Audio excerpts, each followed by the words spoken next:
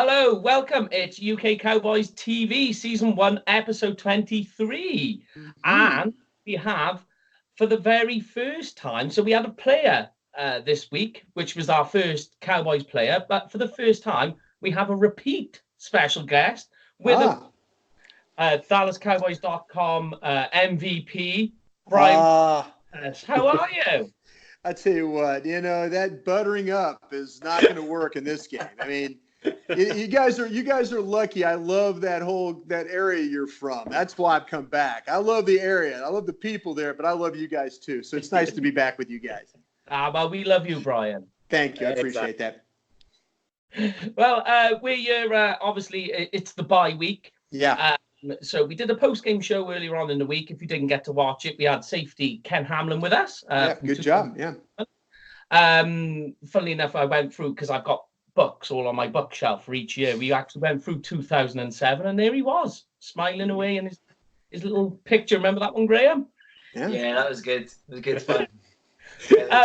Basically, what we're going to look at today is just the thoughts on the season so far. Yeah. If there's anyone you want to take a look at to do a bit of scouting on a team, you're going to want Bryan Broaddus. Thank you. Yeah. So what we'll look at first, we'll go offense. So I'll start with you, Bryan. So where would you grade? Now, I'm going to go a little bit on the homerism side because I'm very high on Dak Prescott for a number of reasons, that he's in the top 5 stat-wise. But in terms of quarterback grade, what would you give Dak? This Bryan or the Bryan that's sitting across from me? He's a better scout than me. No. This Bryan will be. I'll call you Bryan with a Y. There you go. The right honorable gentleman from Cork will now. I knew I would work that in here, but no. I tell you what. I think with Prescott, when you watched what he was doing in training camp, and when I was on with you guys in training camp, we were kind of rolling through the practices pretty good there, and the secondary was giving him some problems. There were days where he would look really good throwing the football. There were other days where, the corners where there was a Woozier, Byron Jones, Xavier Woods, those guys who did a really good job of defending him. They did a good job of defending the Cowboy receivers. So you're evaluating there. And I was kind of going, okay, well, this is good. He's getting this type of work against quality defensive backs. So those guys are having to cover on the back end and stuff. But I think if you look at how we've come into this season, that that Dak Prescott, all those things that we talked about, the accuracy, the ability to make plays on the move, that's always been a strength of his. But how he's been able to stand in the pocket, point the shoulder, point the knee, point the toe, and make good quality throws and make throws down the field. We've seen Dak with those explosive plays that Jason Garrett likes to talk about, those 20-yard plus plays. And these receivers have done a really nice job. And, he's had unfortunately, some bad breaks with some of the balls that have bounced off guys that have caused interceptions. So, in the Green Bay game, it was a little bit iffy. Some of the reads were bad, the throws he bad. I mean, it was a pressure-packed game for him to have to make throws. And, he just came up not as good as he normally is. But I think overall, if you evaluate where he's at, he's not the reason why this team is 4-3. I think the team is 4-3 because of a host of other issues that they've had. But I don't think the quarterback is the reason why. And, I've been very critical of the quarterback. I don't think this quarterback can throw the ball 40, 45 times a game and you have success.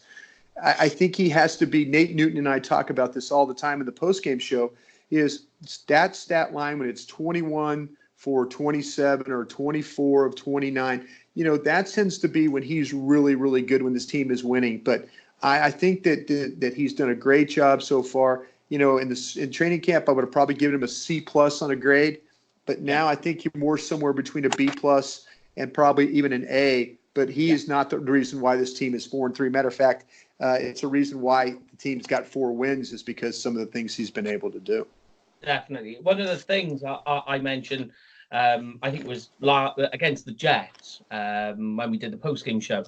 The comment I made was Dak is not the problem with the team, but he's also not the solution. That's probably the way I can put it. No, that's fair. That's very fair to say because in that Jets game, it was really, as unusual. You're down the 2 tackles, you're down Amari Cooper in that game, but you just couldn't make any plays early, and they couldn't get off the field. I mean, they go for it on the 4th and 2, whether you like the call or not. They don't get it blocked cleanly. Cam Fleming's having problems. Ezekiel Elliott can't get to it. Yeah. So, Jason Garrett's saying, okay, if I'm going to go for it down here and don't get it, I'm going to get a stop and get the ball back. He didn't know they were going to complete a 92-yard pass. And I think it's been more about some of the things, defensively, but, the New Orleans game was a bad example of the offense. I mean, I think the offensive line just got destroyed in that game. New Orleans did a great job up front, but did Dak Prescott make enough plays? I think that, there's been some talk that, maybe he didn't make enough plays in that game. Maybe the Saints up front were too good. Maybe the coverage was too good. But I think overall, though, you have to be very happy about the way he's played. Okay. Bryan, with an eye, what would you give the quarterback position, or more specifically Dak? What grade would you give him? I mean, you can't disagree with anything Bryan has said there at all. I mean, when I was writing it down earlier, I was giving him an A+. I suppose, that's probably too high, and it's more just those. There were some mistakes that he was making, right? But the fact he's top or close to the top in almost every ranking for a quarterback this season, it's hard to argue with him not getting an A. Yeah. I told you Bryan could evaluate. He knew exactly what he was talking about there. He's better than my grade. He explained it better than me. Yeah, Graham. And quicker. He did a much better job spinning it quicker. What would you give Dak in terms of grade then, Graham? Just to finish the quarterback position off. In terms of grading, I'm going to go with A-. I think just along. He's having a good season. I tend to think there's a little touch of the Tony Romo about him where he feels like he has to carry the team a lot of the times. Sure. I felt like during the 3 weeks of losses, he tended to not force the ball into certain situations, but I just thought he could have done a little bit more by doing a little bit less. Right. It's still early days for Dak. He's still a young quarterback, and sometimes we seem to forget that. But in overall grade, I think he's a fantastic asset for the team, and I think we'll do well to tie him down to a long contract, and we'll be set at the quarterback position for a long time. Yeah. Well said. Yeah. So then, leading probably to the, I would want to say probably the most important position in the Dallas Cowboys offense, the running back. So we'll start with Bryan with a Y again. What would you give in terms of grade for the running back position? And I really was speaking more specifically Zeke and Pollard.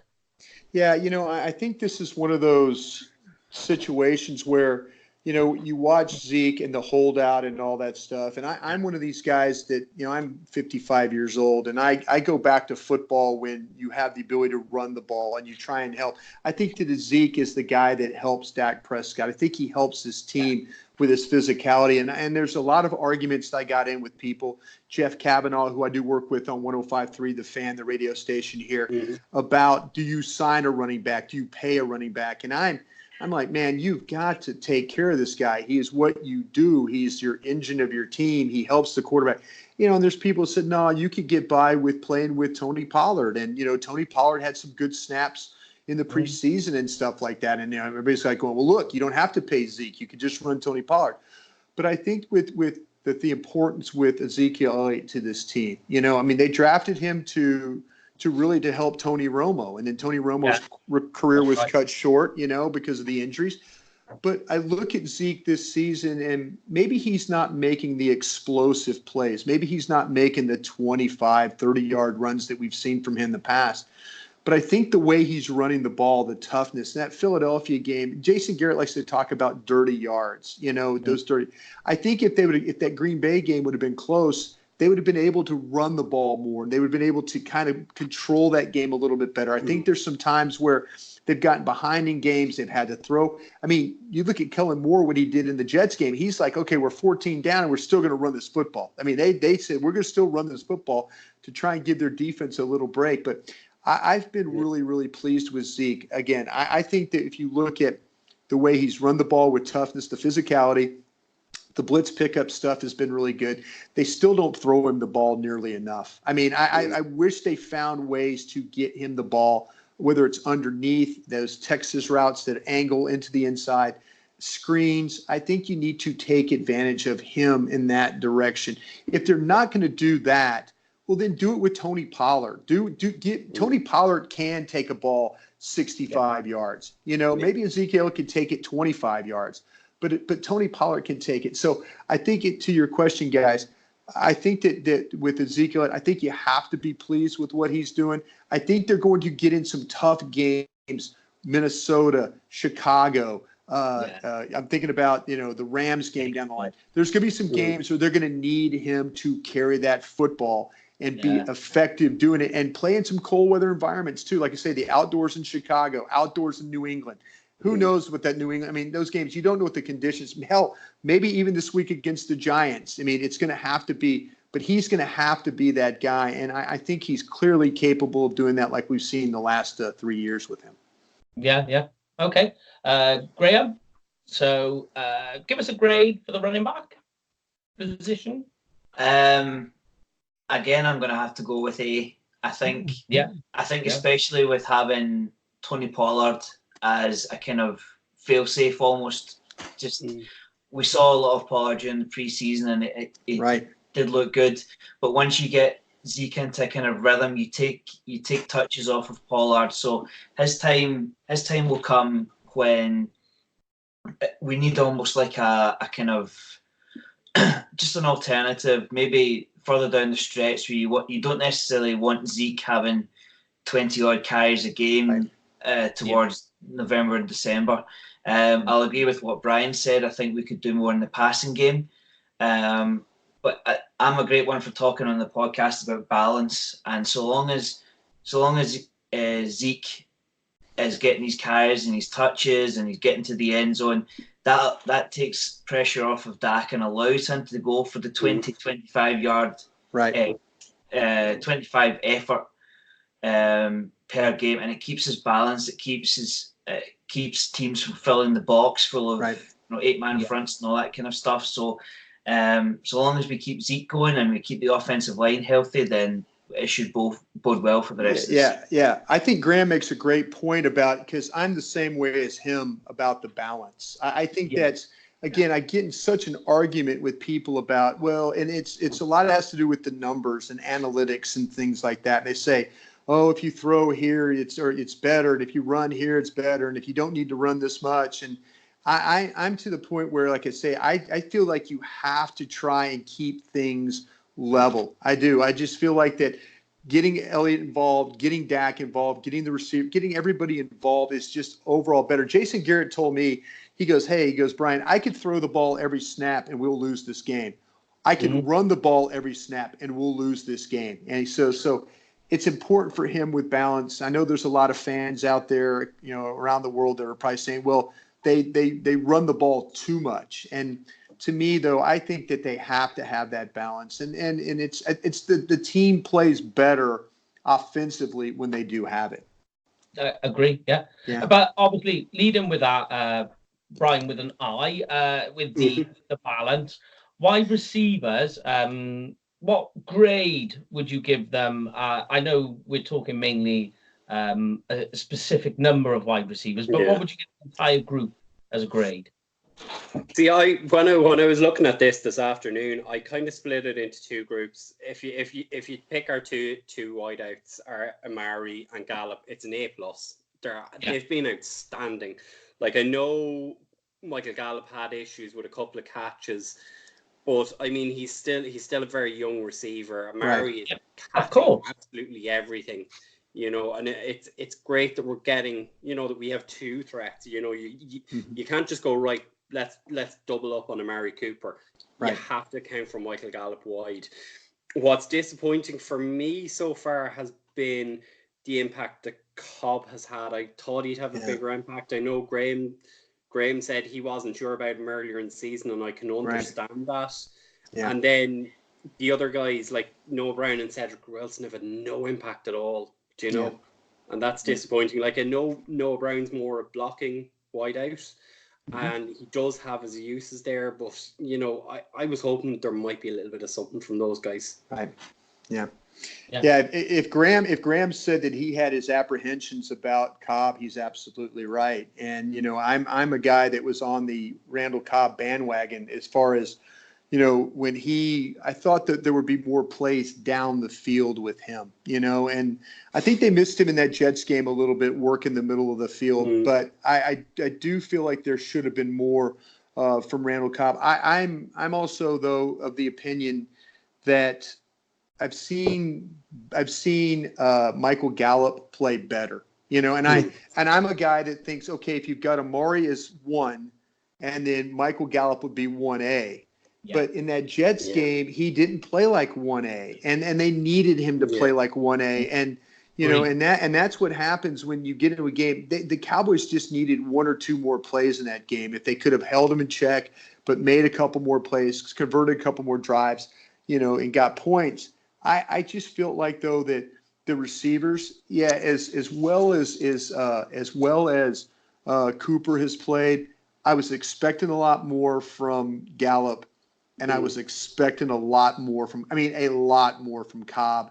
And, you know, people were saying, oh, Brian, well, they're going to miss Cole Beasley and all that. I'm like, no, they'll throw the ball down the field more to Cobb. They'll throw the more to Cobb downfield. I'm like, Cole Beasley can't make those down the field plays. And, you know, we've seen Cobb make some plays.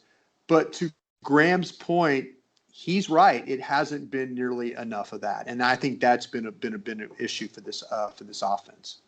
Yeah, I think more with Cobb is we were expecting more of a physical game out of him because he's a different receiver to Beasley. Beasley was that guy, he was quick off the line, quick in short space, where Cobb is almost like a running back coming out of the slot. So, yeah, I agree. But in terms of the offensive line, which is obviously been, as they call it, the Great Wall of Dallas. We call it over here. I don't know if they call it in Dallas. Maybe, I don't know. we'll adopt it. Yeah, sure. We're good with that. Go ahead. Sound like Graham, a great T-shirt idea. Great T-shirt. We're getting T-shirts made of that. Yeah. Money. Yeah. In terms of the O-line, Graham, what grade would you give them total as a group, collective? I'm bearing in mind, you know, we've had a few come in and come out, so we'll include that as well. This is when we start getting down to the 3 losses, I think. The offensive line, it hasn't declined, but it doesn't have the same continuity, I think. They talk about a group of 5 guys knowing their assignments before Dak has even opened his mouth. Right. You know, we have our key, we have our key assignment. We know who we're going to block. Let's say a superstar. So we know where an Aaron Donald is coming from. We know where your top pass rush is. I think in terms of the injuries, hasn't helped either. There were occasions where we saw Brandon Knight and Cameron Fleming, and it didn't help. No, it just seemed to be porous through the entire offense. Dak didn't have a clean pocket, which means he forces the ball. Zeke is getting his first point of contact behind the line of scrimmage before he's even started. So I'm going to go with a B on this one. I think now that we've got Tyron Smith back, and again, I have to give him huge credit for coming out to the Eagles game, because you sense it's a divisional game and he stepped up. I'm going to go with a B, not being too harsh. I think there's been a lot of chopping and changing in terms of personnel. Connor Williams, I would like to see get a little bit better as well. I think for how high we took him in the draft, I think we'd expect a little bit more from Connor Williams. But in terms of, you know, Travis Frederick, Zach Martin, they're cornerstones of our offense, and that going by their contracts, they're here for a long time, which can only be. Yeah. So what grade would you give them, Mr. Broaddus? Thank you, the right honorable gentleman.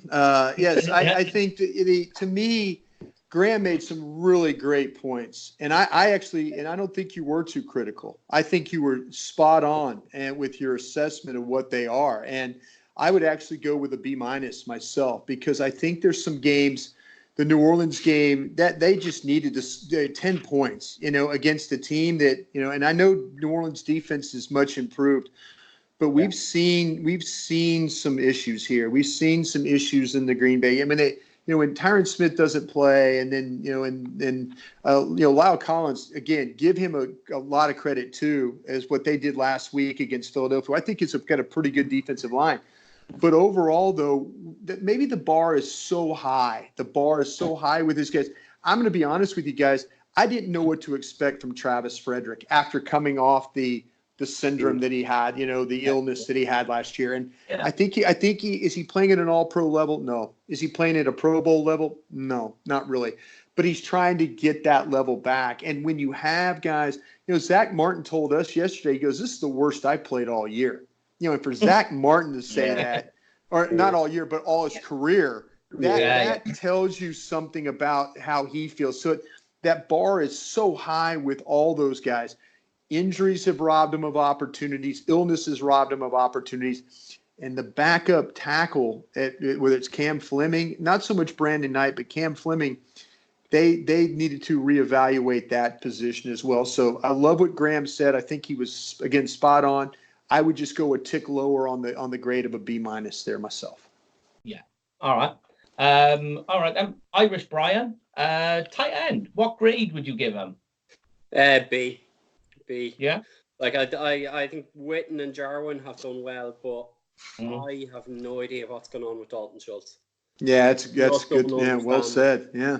And the question I had written down for this, and it's really to throw it over to Brian, just get his mindset on it, is, Schultz has cost us penalties in the last 3 games. It's crazy. Cost us significant penalties. He came out of a pro-style offense, and he's just not fitting in. What's going on there? Yeah, that's I think Irish Bryan has got it right. I really do. And they've tried to figure out how to get, even taking snaps away from Witten. I mean, Witten used to play when you guys were all watching the games. Witten's on the field 90% of the time, and now it's not. It might be 70% of the time. Yeah. They have not gotten Dalton Schultz going like they should. There are games where I'm thinking, hey, okay, now here's a great game, Dalton Schultz.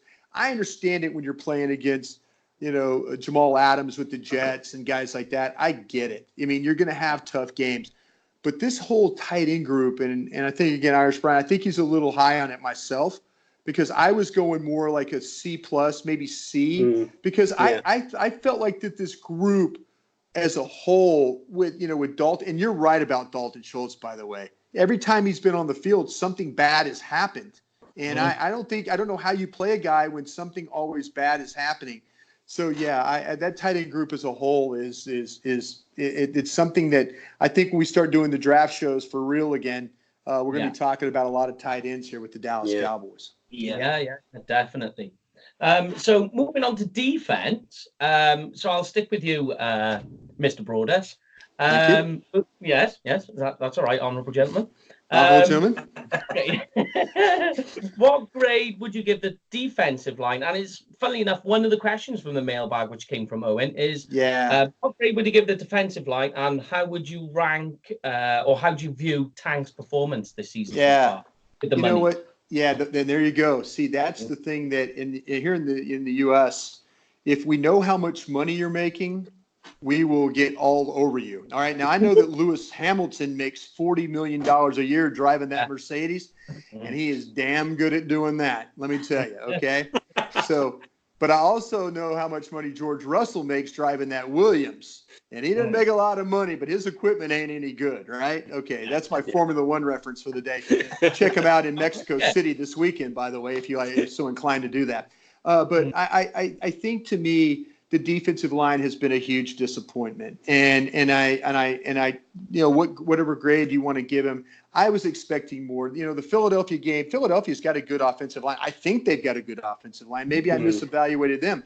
Even the tackle that was substitute, last week for Peters, I think is a good player. But to me, they finally got some pressure. They finally really took it to somebody.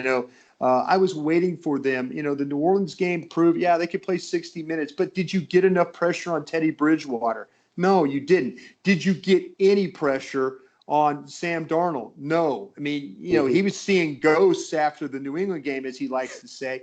What was he seeing in you? He was seeing just a clean pocket and making throws. So, I think they have to be happy with what they did with going out in the pro department and getting Robert Quinn.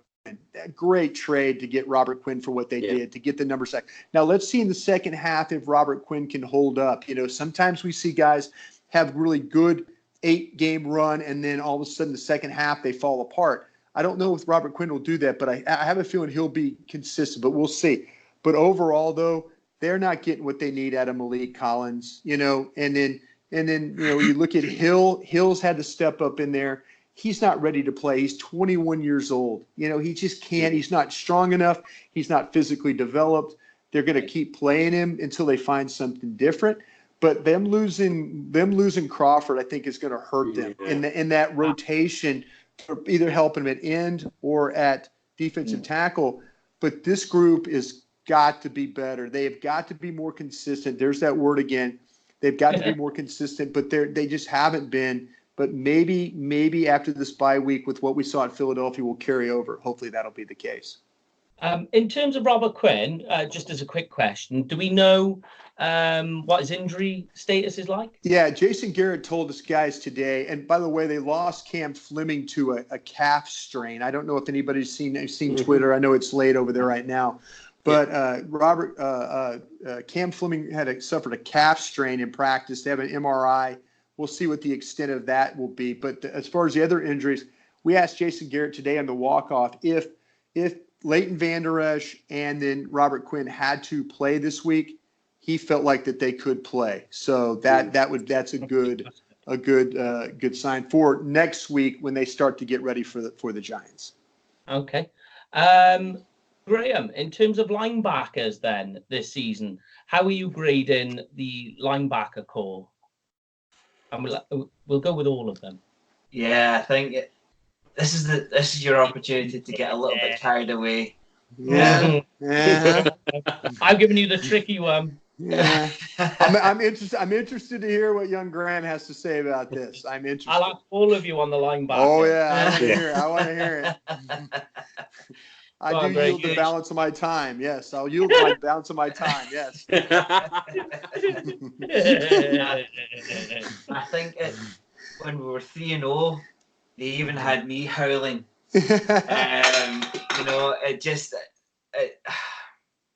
I love Leighton Vander Esch. I think he's a fantastic player, and I love that they were able to get Jalen Smith signed for reasonable money. He didn't have to be the highest paid. He was just quite happy to pull on the star every Sunday, which I think is a great testament to his character. And he must be enjoying his football playing with Vander Esch. Just looking at the two defensive stats already, they have combined for over 100 tackles.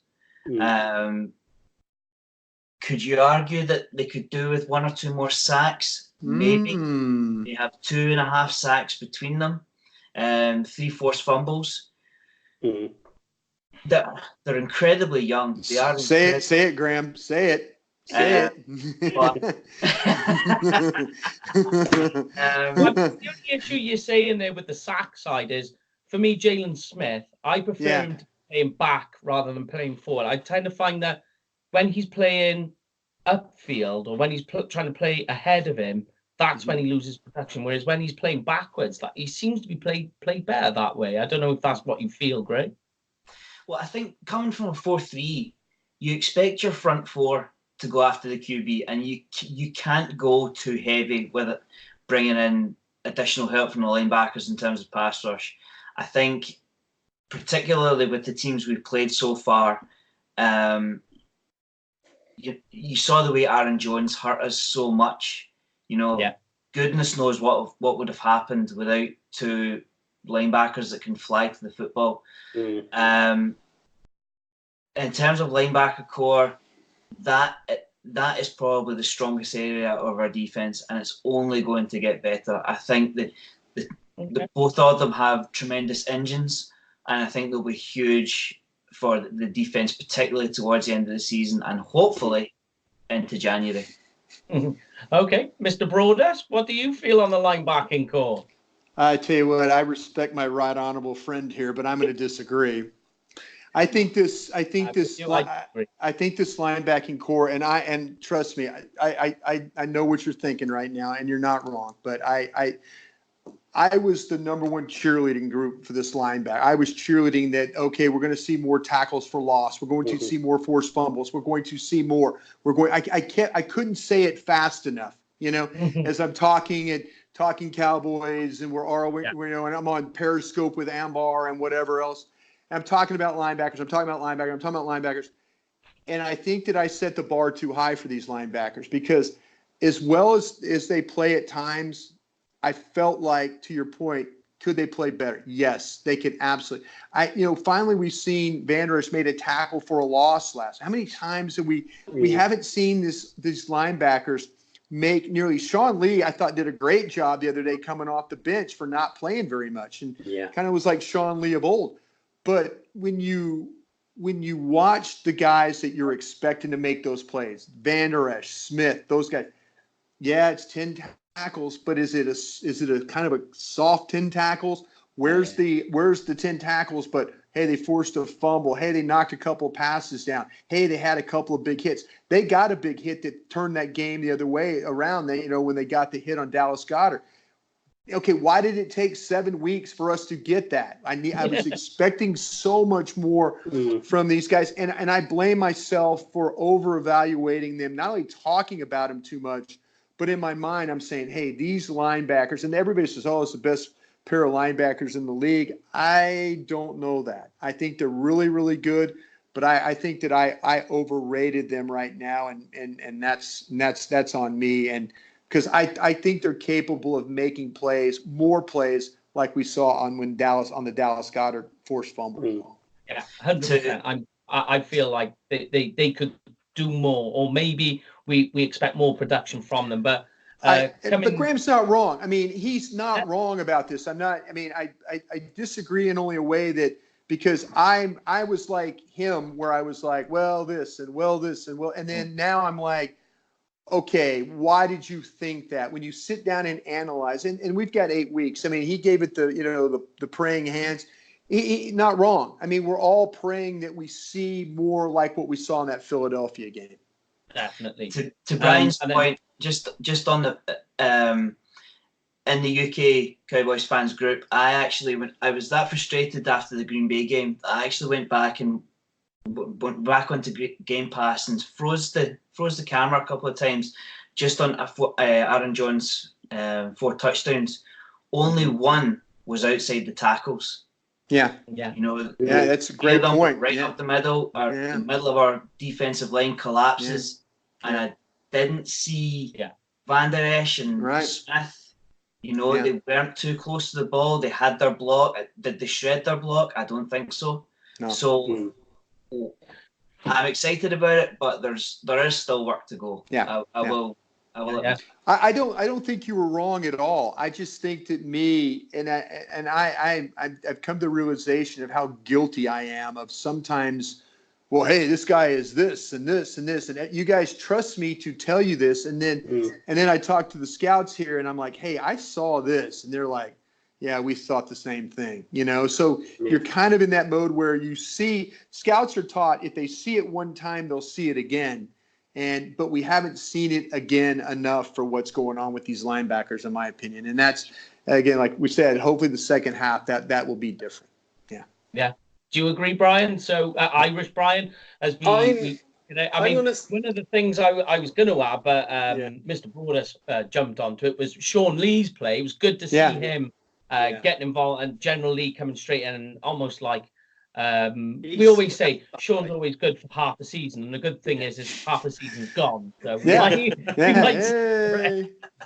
yeah. But do you think that the linebackers are getting lower production because of our defensive line getting cleaned out? Yeah, I think you were just picking up on exactly what I was going to say, Mike. I think for me, I think Jalen Smith has been our standout player this year. Absolute standout. But I think the linebackers are coming under pressure from the fact that the defensive tackles have been so porous. That's fair. Teams are getting at the linebackers and they're getting downhill on them. They're getting down at speed at them. Like I think, Jalen has been so consistent all year. He's for me, he's playing at an all-pro level. And I think it's just there's a bit of a step back. Like I think Leighton hasn't been as good as he was last year. I think Joe Thomas has come in and done a great job. Yeah. He's really that's a good point. Yeah, good point. Yeah. And then the fact that, as we saw, the General Lee was back on Sunday. Like, I mean, he came in the second half when Van Der Esch was out. He laid the wood. He really did on a couple of plays. Yeah. And that's what we want to see. Like, if we get that for the second half of the season, I think our evaluation of the linebackers is going to be a lot higher. I actually think there was one series against the Eagles where the Eagles were playing like quite consistent at one point, and Sean Lee was on stop of every play in one. He loves playing these division games because he knows he kind of is. He's in tune. When Sean Lee plays a lot of snaps, as we've seen, he's capable of the read, the reaction, and all that. I think this fact of him not playing as much hurts him in games. And last week we saw him play a lot more. And when he's getting to a flow of a game, he can make a ton of plays. Yeah. Okay. So moving on to the final position, our defensive backs. Let's go. with. Okay, I tell you what, we'll go with Mr. Broaddus because he. Why do I get why? Because I'm shaking my head. You give us what grade have you got, and also I'm going to chuck in a little one as well. Do you think they should start playing Jordan Lewis a lot more? Boy, from your lips to God's ears. I mean, and this is to me, the linebackers, the secondary. I mean, I can't tell you how many times in Oxnard I saw these defensive backs getting their hands on receivers, getting their hands on balls. These receivers, I feel like, are a pretty good group of receivers, and they were covering those guys up. We saw in training camp, preseason, their turnovers, interceptions, they're getting all this stuff. But it's been a struggle. It's been a struggle for Awuzie. It's been a struggle for Anthony Brown. They've had to, Jordan Lewis has had to kind of get in there when he can.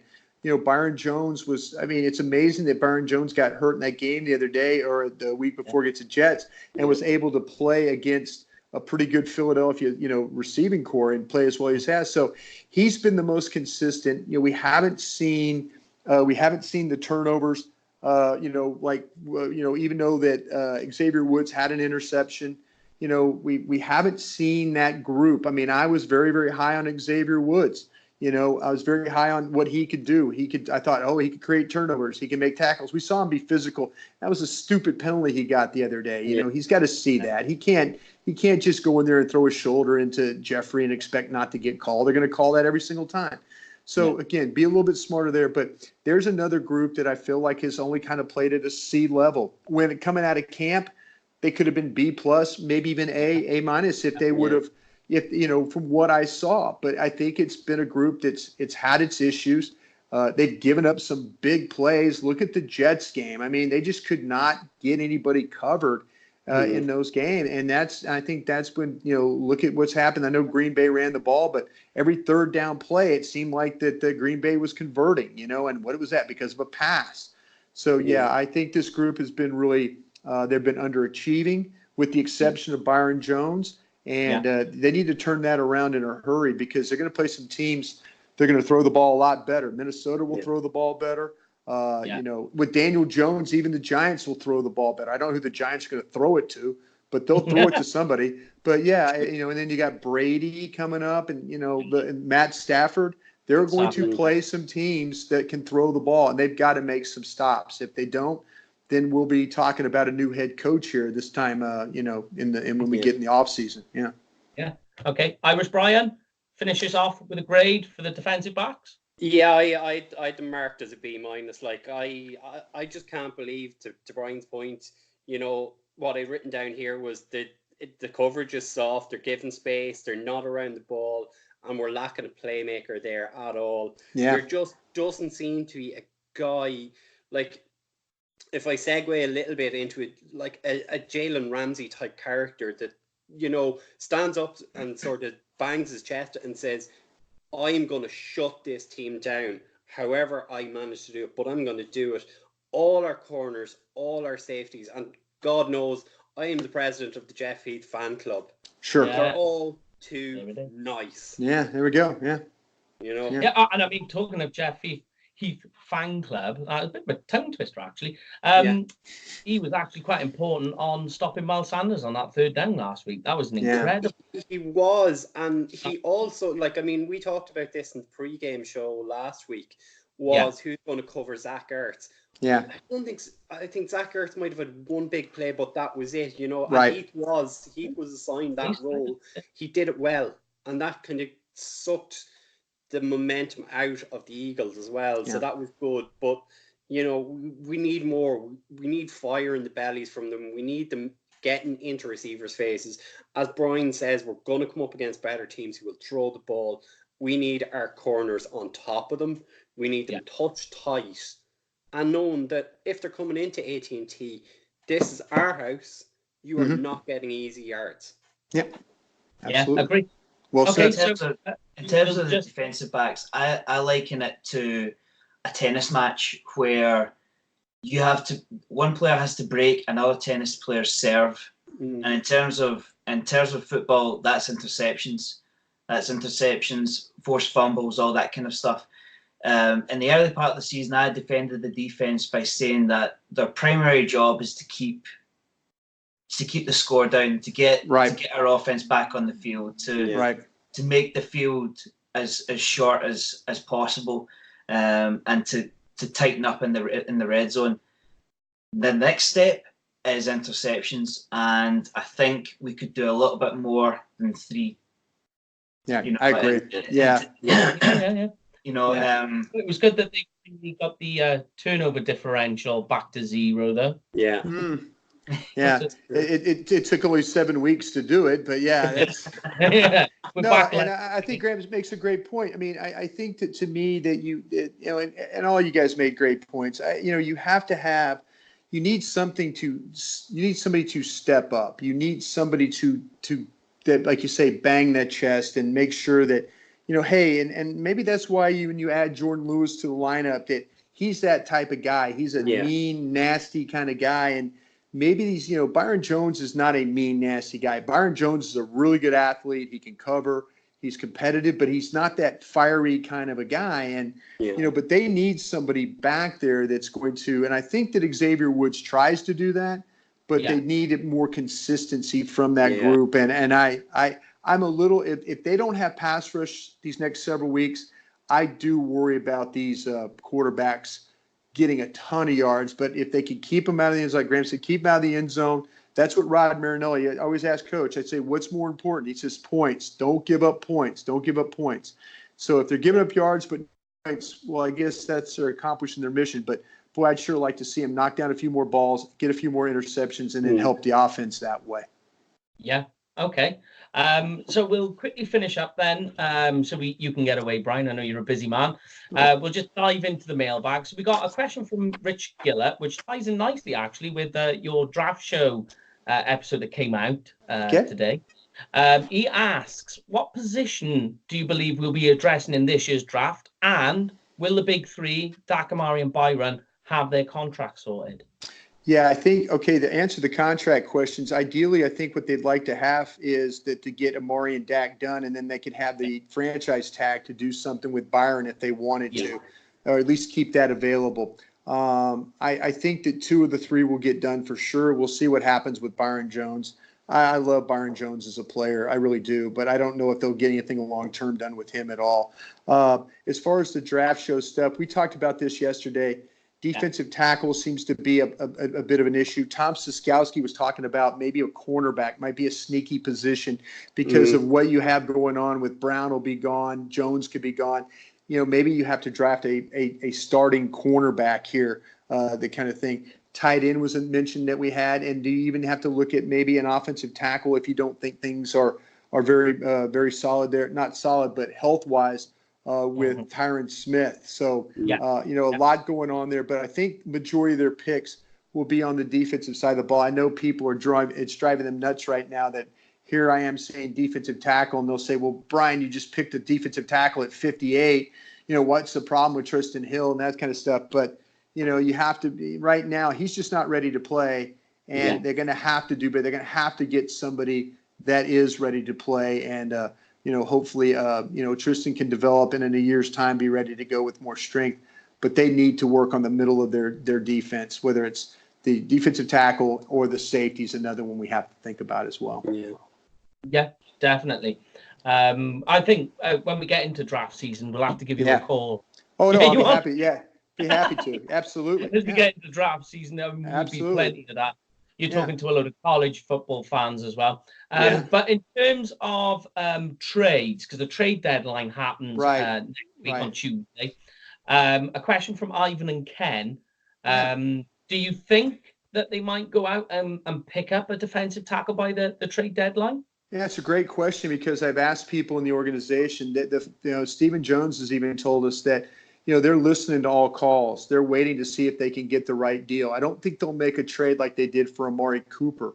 I don't think somebody will come available like that. I think they have to be careful about the age of some of these defensive tackles. And maybe there might be a guy. They've done a great job. The pro department has done a great job of kind of coming up with those guys off other teams when they've had to make some trades or had to make some moves or claims. I think they want to see what this Justin Hamilton, who they signed last week, who was with Kansas City. I think they want to see what he can do at defensive tackle. But Stephen Jones told us today, and then some other guys across the way were saying, hey, we're open. The phone, we know it's bye week, but the phone is open. If somebody wants to talk and we can find the right deal, then we'll sure look into that. Yeah, okay. Do you think Tolo, go on. Sorry, Bryan. I was just going to add on to that at the end. Is there a potential for anyone going out, Bryan? We're 11 deep on the offensive line. Sure. We're deep on defensive line. Is there any chance? Because I was kind of looking at our picks for the upcoming draft, and I think we only have we've picking everything bar round 6, and we've no compensatory picks coming in. Right. Anything going to happen there, do you think? Well, yeah, that's a good question because, there was talk about that maybe Adam Redmond, when New England was struggling a little bit with their offensive line, and there was talk that if Dallas had cut Adam Redmond, that he was going directly, New England was going to put in a claim. So, I think that if you wanted to maybe talk about a little bit of your depth at your linebacker spot, maybe Joe Thomas has some value to somebody. I talked about Anthony Brown if he wasn't hurt, but I think Anthony Brown's going to come back and practice. Maybe somebody would take a look at Anthony Brown, but I think that your main focus would be one of those offensive linemen, probably Adam Redmond, because he could play guard and he could play center. And you've got Joe Looney that you can move on from there. And then Joe Thomas at linebacker, who could play all 3 spots and then play special teams as well, might be a guy. Anthony Brown I mentioned, but that's really what all I think about right now. Everything else you probably need to kind of hold on to. Yeah. All right then. And to finish us off, Graham, do you have a question for the great Bryan Broaddus? Bring it, Graham. I know you got one.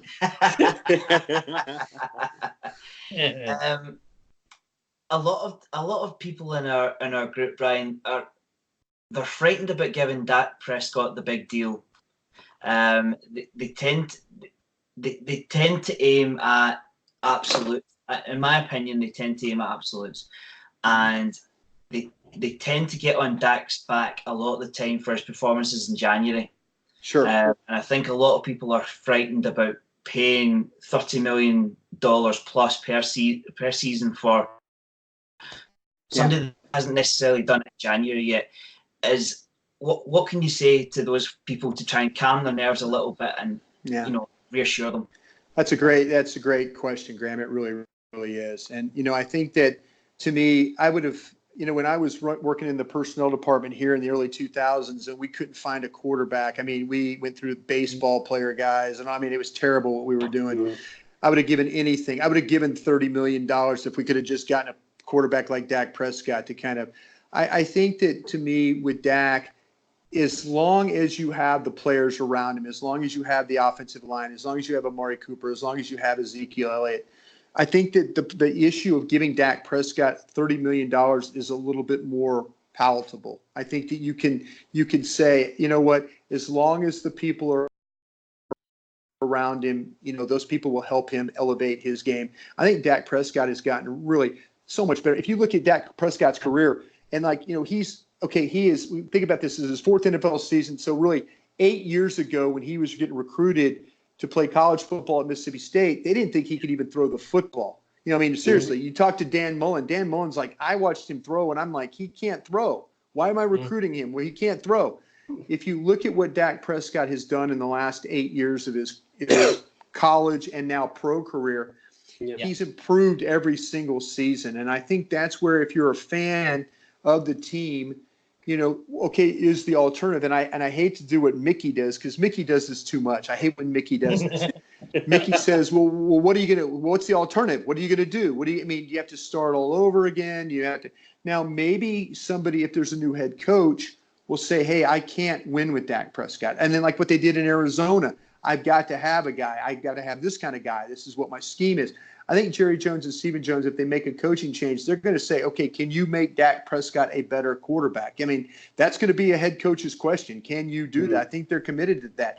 But I think that the fans out there that follow the team have to understand that I've seen Dak Prescott get better from his first year at Mississippi State to his fourth year with the Dallas Cowboys. I know what a hard worker he is.